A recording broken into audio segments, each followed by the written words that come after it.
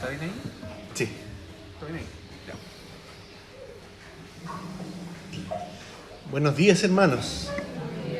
Un gusto saludarles. Hoy, domingo 27 de agosto, el último fin de semana de agosto. La próxima semana comienza septiembre. Agosto es un mes que identificamos con el invierno chileno, ¿cierto? Este año fue con las peores lluvias que tuvimos, que se concentraron y causaron destrozos. Y agosto es un mes que identificamos como un riesgo para personas que tienen riesgos de salud, de enfermedades, de resfríos, etc. Y septiembre es el mes del descuido, ¿cierto? En que nos descuidamos del abrigo, salimos con calor y se nos olvidó salir con la chaqueta, nos descontrolamos en la empanada, los anticuchos, el mes de la primavera, la celebración de las fiestas, y algunos sufren con estos polen que transporta el aire y estamos tosiendo, estornudando, ¿cierto? Algunos celebran, para algunos la primera celebración de septiembre es pasar agosto, ¿cierto? El 1 de septiembre. Se suman las celebraciones de fiestas patrias. Y en las fiestas patrias, aquí no me puedo equivocar porque hay profesores de historia presentes, se celebra la primera Junta de Gobierno, celebrada en representación del rey Fernando VII, el 18 de septiembre de 1810. No la independencia. Un 7. Y los que bailan cuecas se lucen, los que saben hacer paya, elevar volantines, hacer el asado, son las personas que se lucen en estas fiestas, se reúnen las familias y amigos. Y en todo el mundo uno ve por la televisión que en distintos países están celebrando el 18 y parece que todos somos una sola familia y parece que septiembre es un mes solo chileno. Ningún otro país tiene septiembre. Y se suman, aparte de la celebración entonces, de las fiestas nacionales, tradiciones. Y ahí tenemos muchos juegos, ¿cierto? Algunos nos tocó jugar al huevo sobre la cuchara, la carrera de saco, el anillo que está debajo de la harina, que hay que soplarlo y rescatarlo con la boca, el run run. Eso es en mi época. Algunos les tocó, a mí no me tocó algunos juegos que son más del campo. Pillar la chancha, el luche, la rayuela, payas, carrera de 3 pies, tiro de argolla, barradura, el trompo, palo encebado, etc. Y algunos, los antiguos, mis padres hablaban de que se celebraban, mi padre es de un pueblo que se llama San Javier, ahí pasó la mayor parte de su infancia, las fiestas de la primavera con carros alegóricos que terminaban con una celebración y una coronación de la reina de la primavera. Yo no viví nada de eso, pero son fiestas que mezclan un poco las fiestas nacionales con las fiestas de la primavera. Pero les confieso que me gustaría celebrar las fiestas de primavera que instituyó el Señor en la Escritura. ¿Las conocen? Los invito a estudiar estas fiestas brevemente y vamos a Hechos 2. Cuando estudiamos el trasfondo de la muerte y resurrección del Señor y posteriormente Pentecostés, estamos hablando de eventos que coinciden de forma perfecta con fiestas que el Señor ordenó en el Antiguo Testamento. ¿Cuáles son estas fiestas? Les doy una mnemotecnia o técnica para memorizar que las fiestas son con las 3 P. Las fiestas de primavera en Israel se pronuncian con P. Pascua, Primicia y Pentecostés. Pascua, Primicias y Pentecostés, que es la fiesta o celebración que estamos viendo en Hechos 2. La palabra Pentecostés significa 50. Quedaron igual, nadie entendió, ¿cierto? Yo tampoco. El 50º, el número 50, el día 50 que viene después de la Pascua. Después de la Pascua entonces contamos 50 días. Veamos cada una de las fiestas que están implícitas, o sea, referidas de alguna manera en este pasaje. En primer lugar, la Pascua. Cristo murió durante la celebración de la Pascua judía, como el Cordero de Dios cuya sangre nos protege del juicio de Dios y nos libera de la cautividad o esclavitud del pecado. Al día siguiente a la Pascua, el siguiente día que es domingo, se celebran las primicias. Busquemos 1 Corintios 15, por favor. Al siguiente día del reposo de la Pascua, los judíos celebran las primicias. ¿Y qué hace el sacerdote? Mece una gavilla de cebada delante de Jehová. Esta fiesta de las primicias prefigura la resurrección de Cristo. En 1 Corintios 15, 20 dice Pablo, es levantado de entre los muertos como primicias de los que murieron. Y ahí hay una referencia directa a la fiesta que sigue a la Pascua. He ahí la referencia. Entonces la fiesta de Pascua y primicias coinciden con el comienzo de la primavera. Y 50 días después de Pascua y 49 después de primicias, tenemos la fiesta de Pentecostés. Vamos a Levítico 23. Esta fiesta de las primicias se le suman 7 semanas. Y en Levítico 23, 16 dice, después de la Pascua, contarán 50 días incluyendo la mañana siguiente al séptimo sábado. Entonces presentarán al Señor una ofrenda de grano nuevo. O sea, 50 días después de la Pascua se celebra la fiesta de la cosecha y aquí el foco es en la cosecha de trigo. Y en Números 28 se le llama la fiesta de las semanas. El momento de esta cosecha era cuando la cosecha de trigo se encontraba avanzada, pero no terminada. ¿Qué simboliza esto?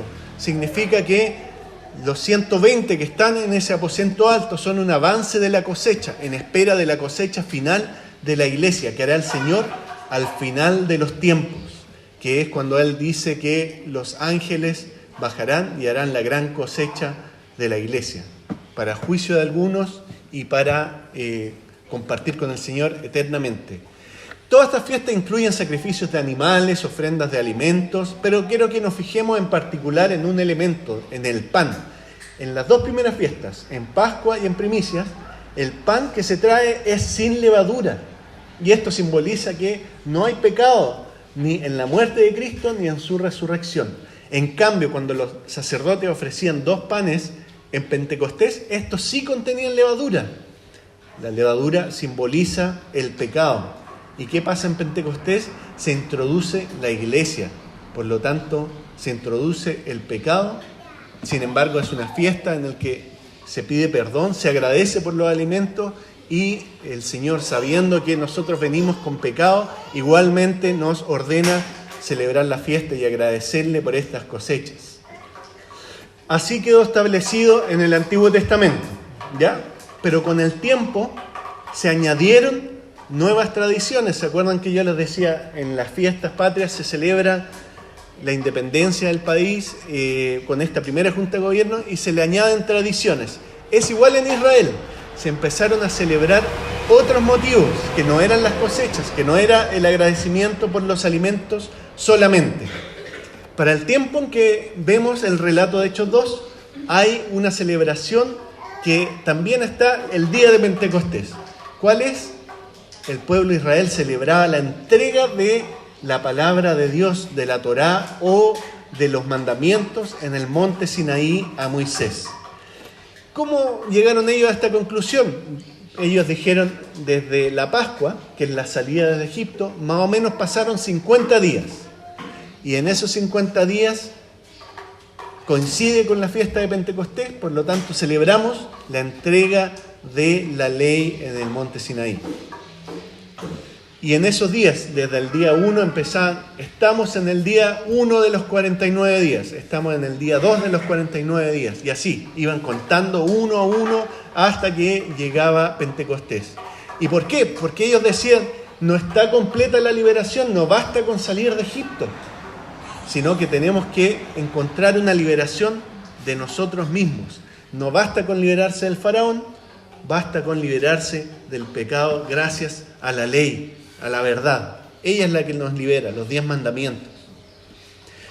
Y lo otro que agregaron en estas fiestas, y es un elemento que es sorprendente porque ellos mismos no les gustaba este motivo de la fiesta, pero los rabinos, los sacerdotes enseñaban lo siguiente.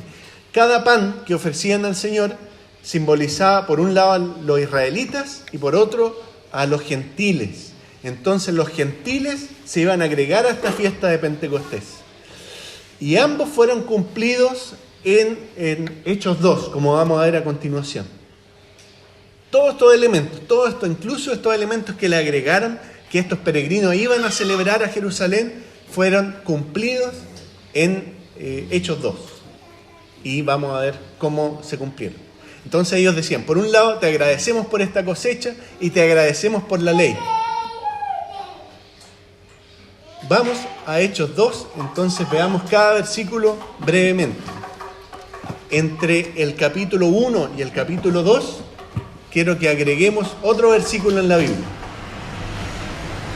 ¿Ya? Está polémico, pero es necesario. Quiero que agreguemos Efesios 4:8. ¿Ya? Sería el versículo 0 del capítulo 2 o el versículo 27 del capítulo 1. Dice, cuando ascendió a lo alto se llevó consigo a los cautivos y dio dones a los hombres. El Señor Jesús ascendió en el capítulo 1 y desde allí mandó dones a los hombres. Esta era la promesa del Señor a lo largo de los evangelios. ¿Ya? Entonces el versículo 1, en el mismo lugar, leemos en el mismo lugar. Vamos viendo versículo por versículo el capítulo 2. En el mismo lugar significa el aposento alto donde estaban reunidos. Algunos especulan que era la casa de Dios, pero eso no es sostenible porque cuando Lucas habla de un templo, habla de el templo. Entonces no puede ser el templo, sino una casa grande donde habían 120. ¿Ya? El versículo 2 dice, vino del cielo un ruido fuerte. Vino del cielo un ruido fuerte. No era un viento, ¿ya? Es el ruido como de un viento sin un viento. Nada se estaba soplando, nada se está volando. Es solo el ruido. Se puede traducir como una explosión de ruido. Esa es una traducción apropiada, que llenó la casa donde estaban reunidos. Preguntémonos, ¿por qué ruido de viento? En hebreo, ruach, y en griego, neuma, son los idiomas originales de la Biblia. Estas palabras significan ambas cosas, espíritu y viento. Muchas veces los traductores de la Biblia se quebraban la cabeza y no sabían cómo traducimos esta palabra que aparece aquí. Y en muchas partes de la Biblia se juega con estos dos términos. Por ejemplo, el espíritu o viento estaba sobre las aguas en Génesis 1. Cuando Adán fue creado, el Señor sopló sobre él y le dio un espíritu humano al hombre. Viento, soplo y espíritu humano. Dice que secó la tierra después de la creación. Viento y espíritu. Partió el mar rojo, le trajo codornices al pueblo de Israel en el desierto a través de el viento que sopló. Le dio vida a los huesos secos en Ezequiel a través del viento y a través del espíritu. Y este juego de palabras se mantiene cuando pasamos al Nuevo Testamento. En Juan 3:8 Jesús está hablando con Nicodemo y le dice, el viento sopla por donde quiere y oye su sonido. También se puede traducir, el espíritu sopla donde quiere y oye su sonido, aunque ignoras de dónde viene y a dónde va. Lo mismo pasa con todo el que nace del espíritu. Y de nuevo, juego de palabras que pasa del Antiguo al Nuevo Testamento. Entonces vemos que Dios, usando este juego de palabras, este juego de imágenes, de sonido, con un viento fuerte, pero no con un viento fuerte, con un sonido de viento fuerte. Es el mismo Espíritu de Dios en Hechos 2. El gran predicador del siglo XIX, Charles Spurgeon, dice, su trabajo, refiriéndose al Espíritu, es silencioso, pero irresistible. Y lo vemos manifestado con gran ruido en este pasaje. Vamos al versículo 3. Dice, aparecieron entonces unas lenguas como de fuego que se repartieron y se posaron sobre cada uno de ellos. Veamos dos pasajes en Éxodo capítulo 3 y Deuteronomio 4, por favor. Recordemos que los judíos celebraban el cumpleaños de los 10 mandamientos. Y el fuego fue el elemento a través del cual Dios habló. Leamos en Éxodo 3, versículo 2. Estando allí el ángel del Señor se le apareció entre las llamas de una zarza ardiente. Éxodo 3, versículo 4, dos versículos más adelante dice, cuando el Señor vio que Moisés se acerca a mirar, lo llamó desde la zarza, Moisés, Moisés, aquí estoy, respondió.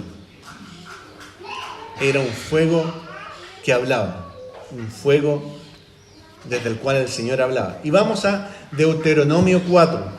El Señor está refiriéndose hacia atrás en el tiempo acerca de este gran momento del monte Sinaí, Entonces vemos en el versículo 12, por ejemplo, dice: entonces el Señor les habló desde el fuego, y ustedes oyeron el sonido de las palabras, pero no vieron forma alguna, solo se vea su voz. En el versículo 15 del mismo capítulo dice: el día en que el Señor habló en Horeb en medio del fuego. Versículo 33: ¿qué pueblo ha oído a Dios hablarle en medio del fuego, como has oído tú y has vivido para contarlo? Deuteronomio capítulo 5, versículo 22 dice: estas son las palabras que el Señor pronunció con voz fuerte desde el fuego, la nube y la densa oscuridad. Y continúa el pasaje. Entonces, fuego igual revelación de la ley, viento igual espíritu. Sigamos con el pasaje, versículo 4. Todos fueron llenos del Espíritu Santo y comenzaron a hablar en diferentes lenguas, según el Espíritu les concedía expresarse. Lenguas significa idiomas. Esto es evidente en este pasaje. Vamos al versículo 11 y se nos aclara que son idiomas. Dice: todos por igual los oímos proclamar en nuestra propia lengua las maravillas de Dios. Esta escena significa que comienza a revertirse la maldición de Génesis 11. ¿Se acuerdan? En la Torre de Babel, los hombres hablaban un solo idioma, se unen, construyen una torre para acceder a Dios. Inventan una religión, con sus propios métodos quieren acceder a Dios, y la maldición es que Dios los dispersa por la tierra y debilita esta forma de juntarse para confabular contra Dios. Pero aquí vemos que esta maldición empieza a deshacerse. También simboliza la reunión de Israel desde todos los pueblos, que está profetizada en Isaías 11, que no tenemos tiempo para leer, pero en Isaías 11:11 se dice que el Señor va a reunir a su pueblo de entre todos los pueblos y los va a reunir en Jerusalén. Esto también está simbolizado en este pasaje.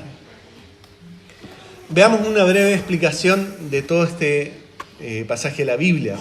Recordemos que en Hechos 1 tenemos las últimas palabras del Señor, en el capítulo inmediatamente precedente, antes de ascender, el día 40 de su resurrección.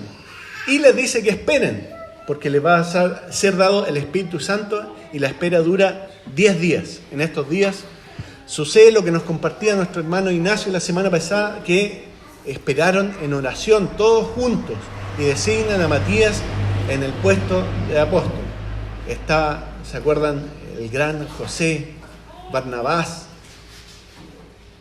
y el Mati, y fue elegido el Mati o el Matías.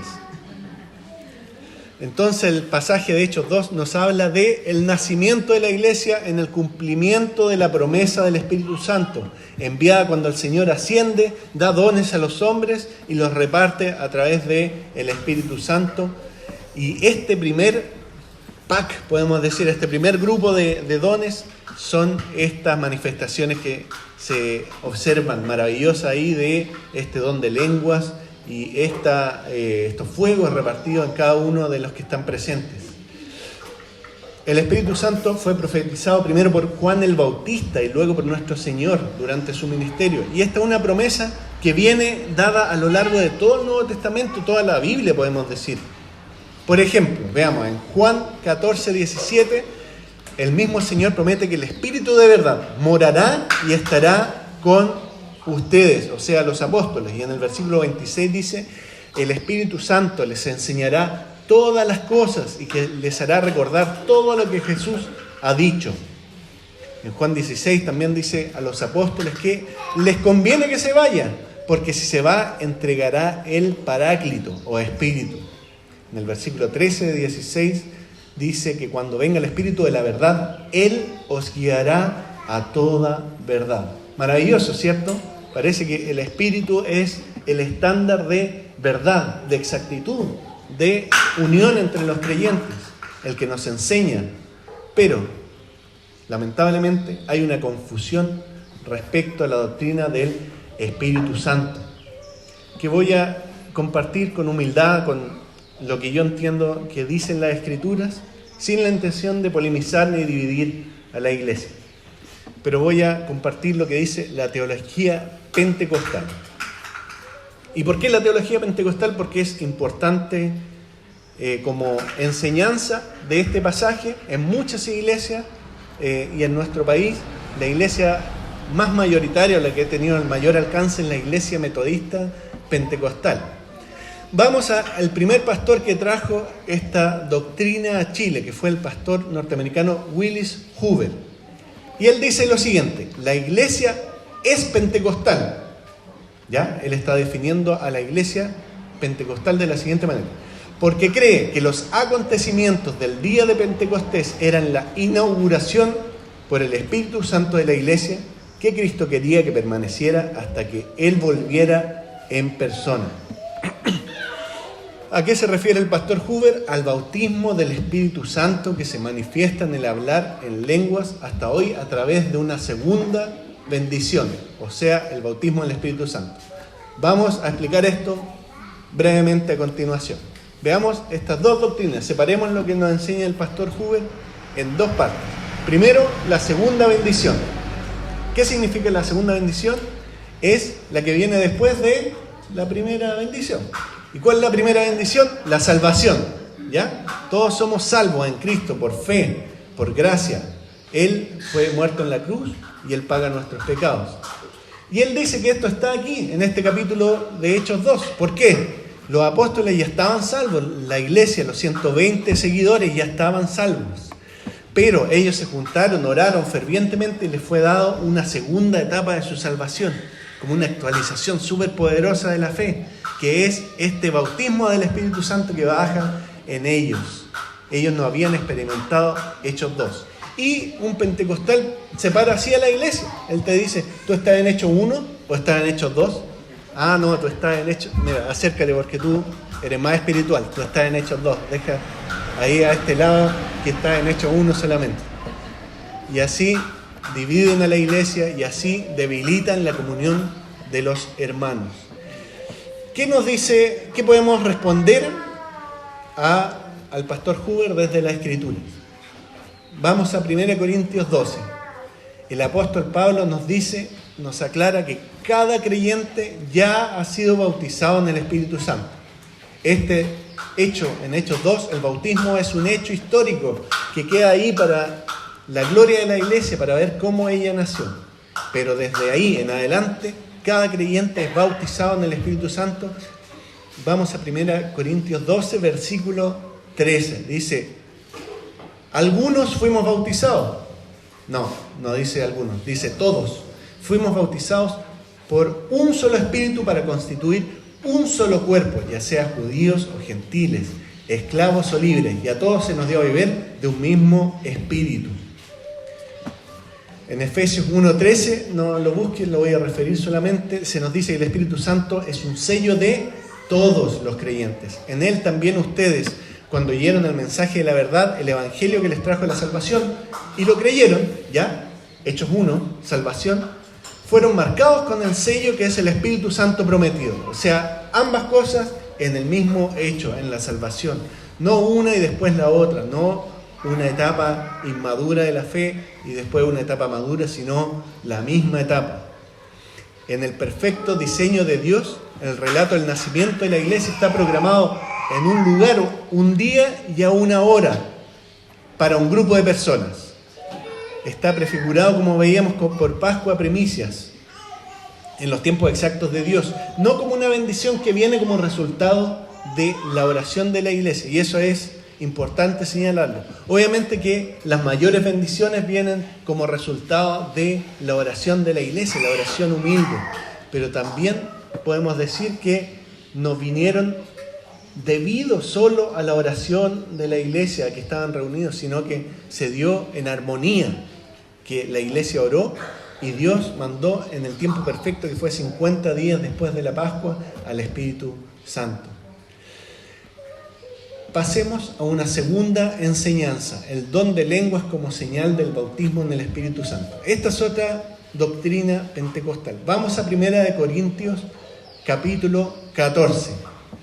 Busquemos por mientras. En la teología pentecostal, el don de lenguas es la manifestación de la segunda bendición del Espíritu.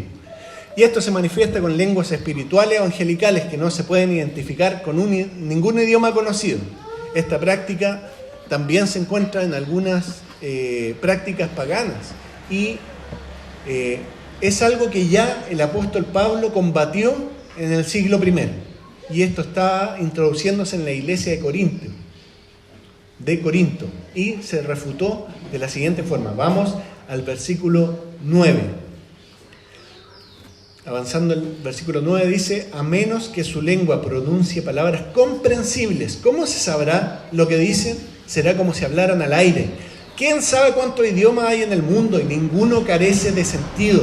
Pero si no capto el sentido de lo que alguien me dice, seré como un extranjero para el que me habla, y él lo será para mí. Saltemos al versículo 23. Dice: así que si toda la iglesia se reúne y todos hablan en lenguas, y entran algunos que no entienden o no creen, ¿no dirán ustedes que están locos? Y así nosotros vemos que muchas veces personas asisten a una iglesia donde todos están hablando en idiomas que no se entienden y salen con esa impresión de que son locos. Está loca la gente que está dentro. El bautismo en el Espíritu Santo es una experiencia histórica registrada en Hechos 2, donde se nos muestra este nacimiento maravilloso de la iglesia. Es un hecho histórico que quedó registrado para nosotros, pero que no es para nosotros. Sí estamos llamados y obligados a experimentar la llenura del Espíritu Santo. Si estás llenándote del Espíritu, entonces estás viviendo en Gálatas 5, 22 al 25. Vamos a Gálatas.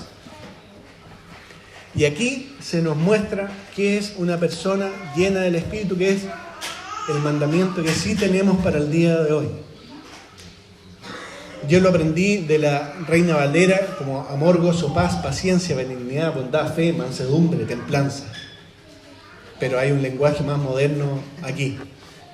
Dice, en la nueva versión internacional, el fruto del Espíritu es amor, alegría, paz, paciencia, amabilidad, bondad, fidelidad, humildad y dominio propio. No hay ley que condene estas cosas. Cuando las personas te miran y ven este versículo, cuando ven, en esta persona hay amor, alegría, paz, etc. Cuando te miran a ti y eres este versículo, tú estás lleno del Espíritu. Por lo tanto, el desafío espiritual, igual hay un desafío. No es una segunda bendición que se expresa en hablar en lenguas desconocidas, que nadie entiende, ni siquiera el que las dice, sino que el Espíritu que ya posees debe tener el control de tu vida.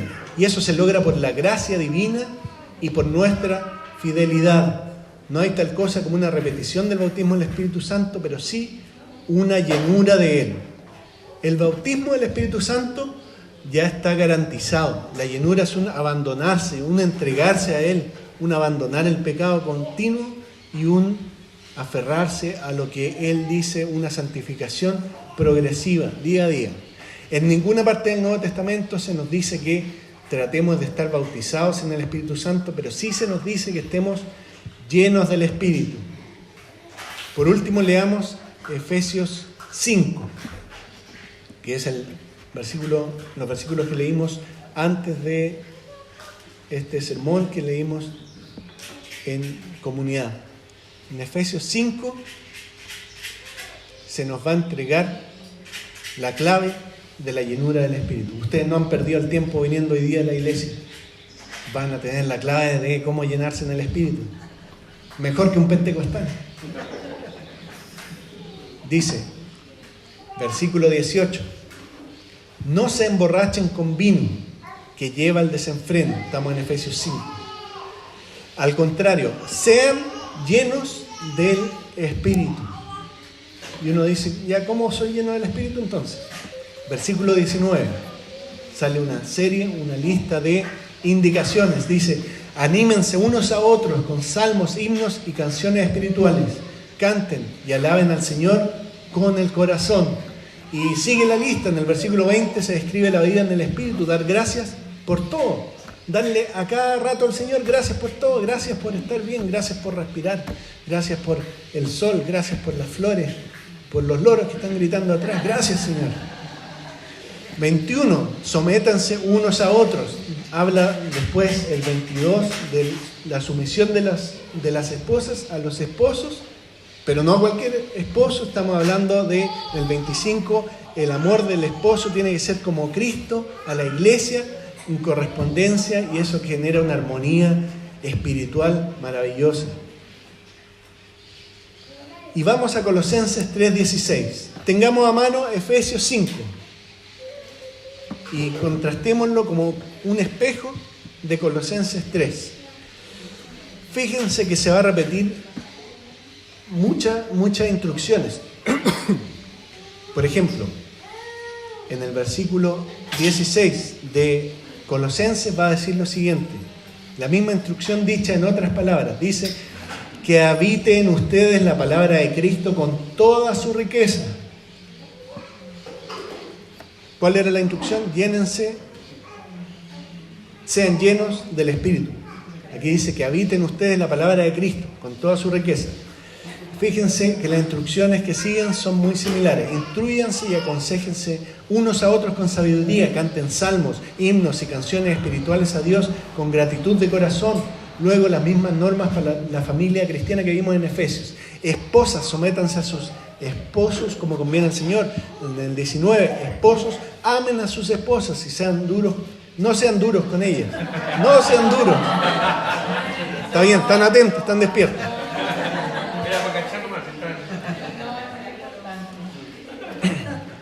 Sean duros con su pecado, pero no con ella. ¿Qué significa entonces ser lleno del Espíritu? La instrucción se corresponde con ser lleno de la palabra de Cristo. También cuando uno habla con muchas personas que enfatizan mucho los dones del Espíritu, la experiencia, dejan de lado la palabra. En ningún caso la Biblia hace eso. Ser lleno del Espíritu es ser lleno de la palabra. Esto no es una experiencia mística ni esotérica con el Espíritu Santo. Con esto vamos terminando el mensaje. Algunos han escuchado, no sé si han escuchado, yo lo he escuchado más de una vez, ojalá fuéramos tan apasionados como un pentecostal. Pero la verdad es que no es la pasión lo que se busca, sino el fruto, el que tenemos que mostrar al mundo, que va con emociones, pero con emociones correctas.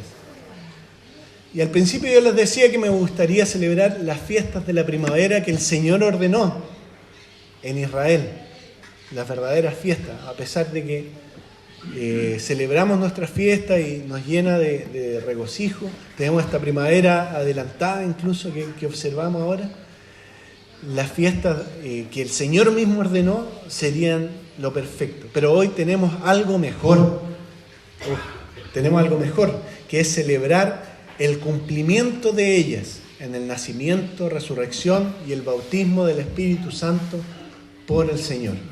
Amén. Oremos.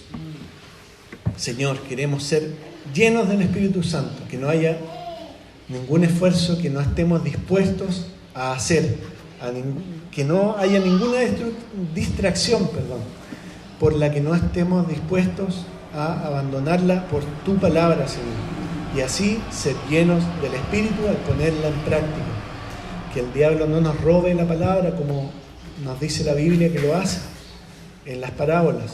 Que nuestra carne pecaminosa sea dominada por nuestro espíritu a través de alabanzas, de salmos, de himnos y canciones espirituales. Te damos gracias desde ya por los hermanos que nos ayudan en esta labor, que ensayan, se juntan silenciosamente para alabarte, Señor, para guiarnos en oración. Señor, que estas verdades se reflejen, como dice este pasaje, en nuestras familias, en nuestras relaciones, en el amor que las personas vean, en todos los dones que se dan en esta lista de Colosenses, Señor. Y que cuando, como decía el predicador Charles Spurgeon, que cuando nos cortemos un dedo, que nos sangre Biblia. Que cuando transpiremos Biblia. Cuando caminemos, que nuestros pies siguen las huellas del Señor. Porque muchos leerán la Biblia que somos nosotros y no se acercarán al libro impreso. Pero te pedimos que nosotros seamos esos ejemplos vivos del fruto y la llenura del Espíritu, como tu obra en nosotros, junto con la alabanza continua a tu nombre en nuestro corazón. Te pido por los hermanos que no han comprendido estas maravillosas doctrinas bíblicas sobre el Espíritu, que tú abras el entendimiento, nos guíes a enseñarles con amor y a aprender también de ti. Y que agradecemos, Señor, que nos podemos regocijar en tu palabra y en este maravilloso nacimiento de la iglesia que está ahí escrito, transmitido para nosotros, Señor, a través de los tiempos que tú preservaste hasta que llegó este día domingo, Señor, y que estamos todos reunidos celebrando este acontecimiento. Te rogamos por las personas que busquen una experiencia mística, que vean en tu palabra estas simples verdades. A ti sea la gloria y la honra, en el nombre de Cristo te lo pedimos. Amén.